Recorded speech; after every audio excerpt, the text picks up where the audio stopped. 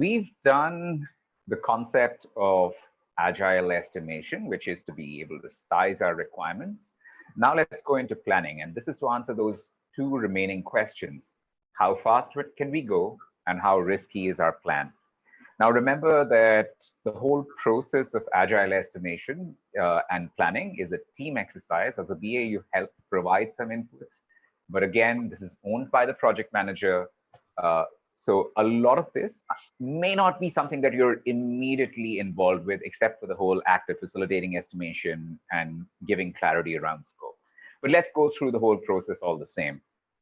So first things first, you determine raw scope. And when I say determining raw scope, that's basically looking at the entire backlog of requirements and the delivery that you're actually committing to and figuring out what the size of that is. And we've already done that with relative sizing. Next, what we get into is determining raw velocity. And this is basically saying that after I've decided a few things, one is the iteration length, the number of dev pairs, and other team members. Once you know these three pieces of information, these remain constant. If nothing else changes, then what would be the number of story points you're able to deliver in an iteration? And is there a very precise way of being able to answer that question? Absolutely not. There is a more gamified way of answering that question, and I'll show you how to do that. So one of the ways we do this is what we call the velocity game. And one way of playing it, and there are again multiple ways of playing it, and I'll show you one way of playing it. So one way of playing it is you lay out 3 swim lanes, and you say one swim lane is iteration 1, and the other is I2, and guess what? The third one is I3. And what you ask your team of developers to do is start filling this up with stories. Now, there is one catch to it, and the catch is that your estimates are hidden for this entire game. So now the developers don't know the estimates, but they are still trying to guess by looking at the stories, how many stories they're able to fill into an iteration. So they look at the stories and they fill up iteration 1 with a few stories. Then they look at iteration 2. After examining each of the story titles and whatever they know of the story, they fill up this iteration with a few more stories. And then they fill up iteration 3 with a few stories. And this is when you uncover the estimates and you start totaling all the estimates. Yeah. And you total them across all 3. One thing to You're saying something, Richa? Is that, one thing to keep in mind is whenever you hand over the stories to devs, the assumption is that they need not be in a sequential order. So it's not your actual iterations. So the assumptions that you make for each of the story is that the dependencies have been met. So it's not really like a sequential thing, but just to kind of say that, okay, if I had to play the story independently, assuming everything before this has been done, how many days will I take after hiding the estimates from them, of course. Exactly. And one fun way I've found to force that is to just lay down the story cards in a pile. And you force the developers to just take the stories from a pile, fill up one iteration, then move to another iteration, and just assume all of the dependencies are taken care of. Yeah. So, okay, now you reveal all the estimates and you total the estimates. And let's say you come to a scenario like this, which is that this lane is 18 points, this lane is 20 points, and this lane is 19 points.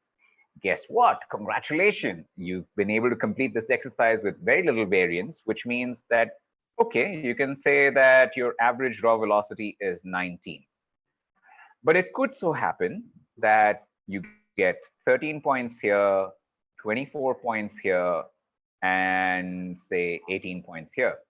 Now, if you can see, there's quite a bit of variation across these.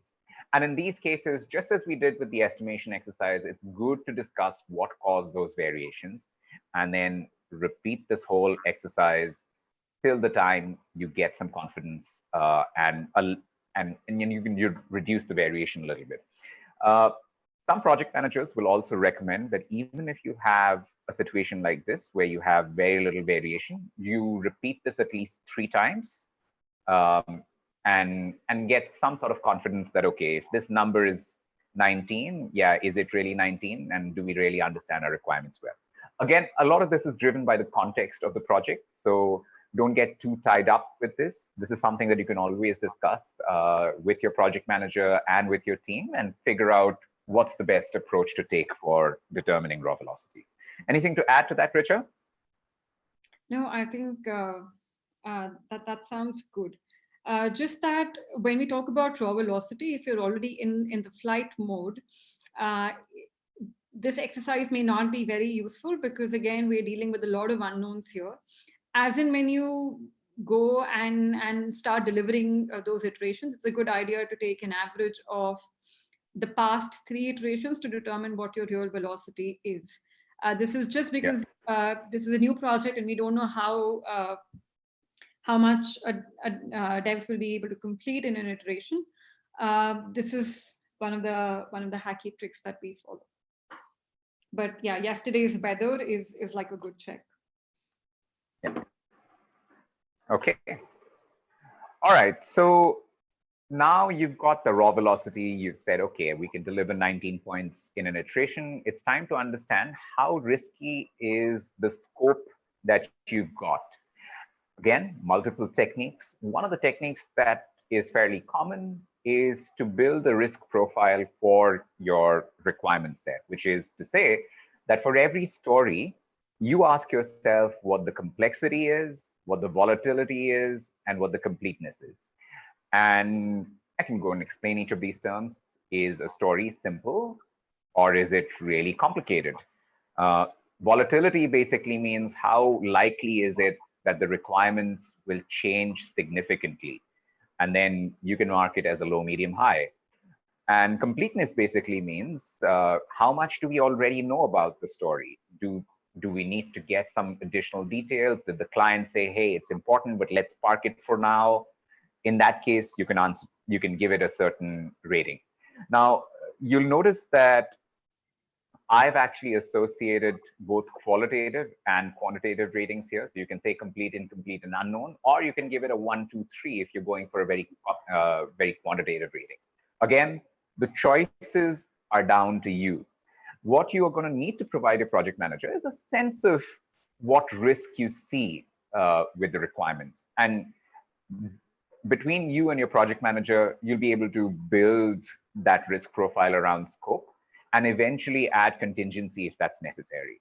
Yeah. So just remember that CBC is out there as a technique for you to use. Go ahead, Richa, you were trying to say something. No, nothing. I was just agreeing with you. Yep. Okay, next, you start to build a dev capacity plan. Now, what does that mean? You made a few assumptions. You made an assumption about the iteration length, and you made an assumption about these many dev pairs.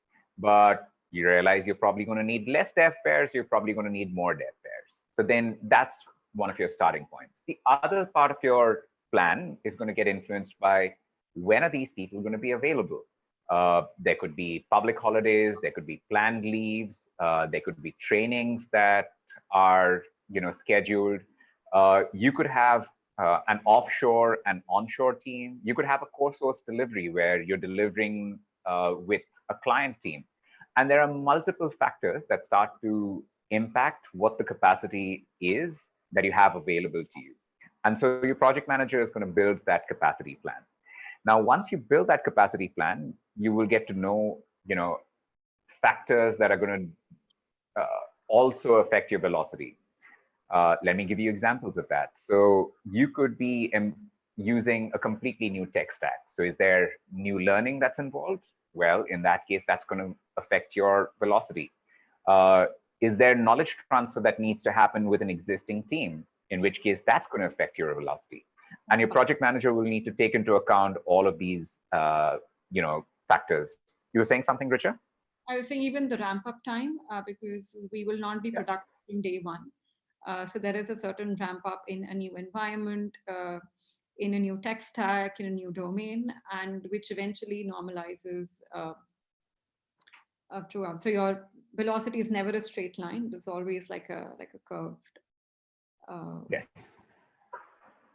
So now, once you went through the whole exercise of getting your raw scope and your raw velocity, and then you did some risk profiling across these 3 steps.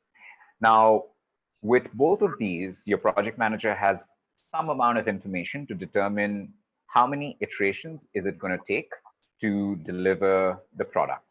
And so the project manager comes up with that number along with you and the developers. You then start to prepare a delivery timeline, and the delivery timeline will have items agreed with the client. So for example, it'll include, all right, when are we doing the release 1, right? It'll also eventually lead to the next stage of planning, which is the resource plan. And unfortunately, I'm using the word resource, but it basically means talking about when certain people will start onboarding. So you can't ramp up, let's say you're embarking on a big program of 50 people. You can't start with 50 people on day 1. Maybe you can, but it's going to be difficult. So you probably start with a small group of people, then you slowly build up the team size, then you're going to add some specialists, so on and so forth. And that becomes part of the plan. And once you have all of those elements together, your team can publish the plan to the client. And hurrah, you've come up with a plan. And is that plan going to live till the end of mankind, Richa? Never, never, ever. Right. So change is the only constant on an agile project.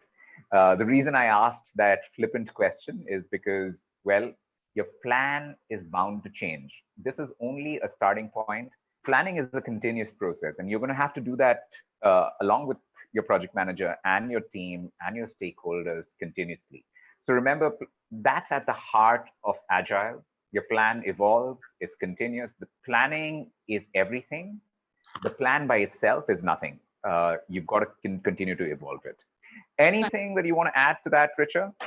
Yeah, just 2 things. So as you described that the process of planning is, so don't get overwhelmed by it, because you will always have a PM supporting you in the entire process. We just wanted to make you familiar with the art of planning, because I think a BA plays a crucial role in that. The other part is, because this is a huge process and the plan is about to change, we recommend just do this planning exercise for your thinnest slice. The planning exercise is not very fruitful if you plan for 1 year, for example, right? Like, because things are going to change so much that you just cannot in your right mind predict what is going to happen 1 year down the line. But I think short plans, like planning for your first slice, please keep redoing it and follow this entire procedure only for the first slice and nothing beyond that. Yeah. Especially at inception levels, going only up to the first slice is helpful, because once you've delivered the first slice, then you have real information from actually delivering a product to say, okay, this is what my velocity is. These are the factors that tend to impact my velocity and my ability to deliver. So decisions you make after that from a planning perspective are a lot more grounded in reality than what you'll do in inception, where a lot of this is pure guesswork and imagination. Yeah, absolutely. All right. So that is all that we'd like to tell you about planning at this point. And there's a little quiz that we've set up for you, which we think will be quite fun for you to take. So do take that quiz. And once you're done with that, you can move on to course closure.